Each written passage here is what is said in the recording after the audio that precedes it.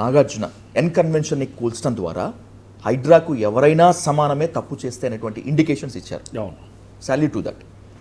కానీ కన్వెన్షన్ సెంటర్ని కూల్చేసి హైడ్రా పేరుతో బడాబాబుల దగ్గర ప్రభుత్వంలో కొంతమంది పెద్దలు, హైడ్రాలో కొంతమంది పెద్దలు వసూళ్లు చేశారు అనేటువంటిది ఒక బలమైనటువంటి ఆరోపణ. ఇదే నేను అనేది ఇది డే 1 నుంచి జరుగుతుంది.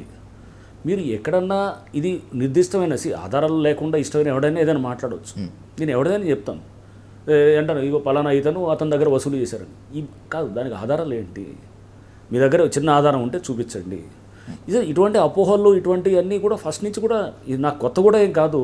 నేను మీకు చెప్పాను ఎగ్జాంపుల్, ఏది సత్యంబాబు కేసు ఉంది, ఆయేషా కేసులో.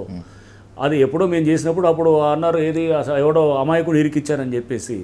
ఎవరు అప్పుడు కోనేరు రంగారావు వాళ్ళ ఆయన ఎవరో ఉన్నారు డిప్యూటీ సీఎం, వాళ్ళ కొడుకుని వాళ్ళ మనోడిని ఎవరినో వదిలేయటానికి ఇతన్ని పెట్టి వీరు అప్పుడు రకరకాల మాటలు మాట్లాడారనమాట. అప్పుడు వీళ్ళ దగ్గర అమ్ముడు పోయారు, వాళ్ళని కొన్నారు, వీళ్ళని కొన్నారు, పాప అమాయకుని.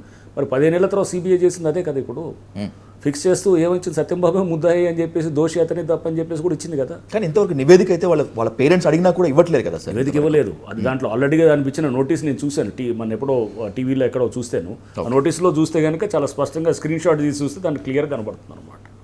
దాంట్లో హీఈస్ అక్యూజ్డ్ ఆఫ్ సోయన్స్ అని చెప్పి ఇంటిమేషన్ ఇస్తూ ఇచ్చారనమాట. నిజం నిలకడ మీద తేలుతుందంటారా? అది 100% అండి, 100% వస్తుంది అనమాట.